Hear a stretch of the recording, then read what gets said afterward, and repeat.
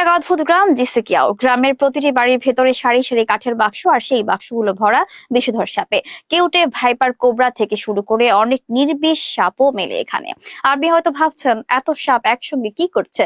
উত্তরটা চমকপ্রদ। এই গ্রামে সাপ চাষ হয়, আর এটি এখানকার মানুষের প্রধান জীবিকা। জেসিকিয়াও গ্রামের এই সাহসী পথ চলা শুরু হয়েছিল প্রায় 50 বছর আগে। তখনকার গ্রাম ছিল একটি অনুন্নত অঞ্চল, যেখানে সাধারণ কৃষিকাজে ছিল প্রধান জীবিকা। কিন্তু জমির উর্বরতা কম, আয়ও সীমিত। ইয়াং হংচাও নামের এক সাহসী কৃষক প্রথম এই গ্রামের জীবনধারায় পরিবর্তন আনেন। তিনি সাপের মাংসের চাহিদা এবং ব্যবসায়িক সম্ভাবনা লক্ষ্য করেন এবং নিজের উদ্যোগে সাপ চাষ শুরু করেন। তার সফলতা দেখে গ্রামের অন্য বাসিন্দারাও এই নতুন উদ্যোগে আগ্রহী হয়। ধীরে ধীরে সাপ চাষ পুরো গ্রামে ছড়িয়ে পড়ে এবং এটি আজ বিশ্বের সবচেয়ে বড় সাপ চাষের কেন্দ্রস্থল।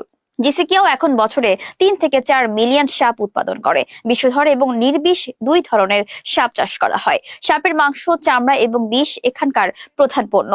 বিষ থেকে তৈরি হয় ওষুধ, যা ক্যান্সার, ত্বকের রোগ সহ নানা জটিল রোগের চিকিৎসায় ব্যবহৃত হয়। সাপের চামড়া উচ্চ মূল্যের ফ্যাশন সামগ্রী তৈরিতে ব্যবহৃত হয়, যা আন্তর্জাতিক বাজারে অত্যন্ত জনপ্রিয়। সাপের মাংস চীনের মানুষদের কাছে একটি বিশেষ খাদ্য।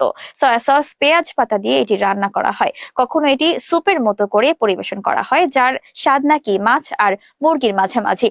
এমনকি সাপের কোনো অংশই ফেলে দেওয়া হয় না। কেউ কেউ মদের বোতলে আস্ত সাপ ডুবিয়ে রাখেন, যা তাদের বিশ্বাস অনুযায়ী শরীর সতেজ রাখে এবং রোগ প্রতিরোধ ক্ষমতা বাড়ায়। গ্রামের অর্থনৈতিক সাফল্য শুধু এখানকার মানুষের জীবনযাত্রায় পরিবর্তন আনেনি, বরং পুরো অঞ্চলের আর্থিক কাঠামো বদলে দিয়েছে। গ্রামবাসীরা এখন আর্থিকভাবে সচ্ছল। তারা বিলাসবহুল জীবনযাপন করে, যা একসময় তাদের কল্পনারও বাইরে ছিল। মাসে 15 থেকে 20 লাখ টাকা আয় এখন এই গ্রামের সাপ চাষীদের জন্য স্বাভাবিক বিষয়। তাদের জন্য সাপ কেবল একটি প্রাণী নয়, এটি তাদের সুখ, সাফল্য এবং উন্নতির প্রতীক। তবে এই গল্পের পথ চলা সবসময় মসৃণ ছিল না। করোনা মহামারীর সময় তাদের জীবনে নেমে এসেছিল বড় ঝড়। সাপের চাষ এবং বিক্রির উপর নিষেধাজ্ঞা আরোপ করা হয়। রেস্টুরেন্টগুলোতে সাপের মাংস বিক্রি বন্ধ হয়ে যায়। এমনকি রেস্টুরেন্টের সামনে থাকা সাপের খাবারের পোস্টারগুলো পর্যন্ত সরিয়ে ফেলা হয়েছিল।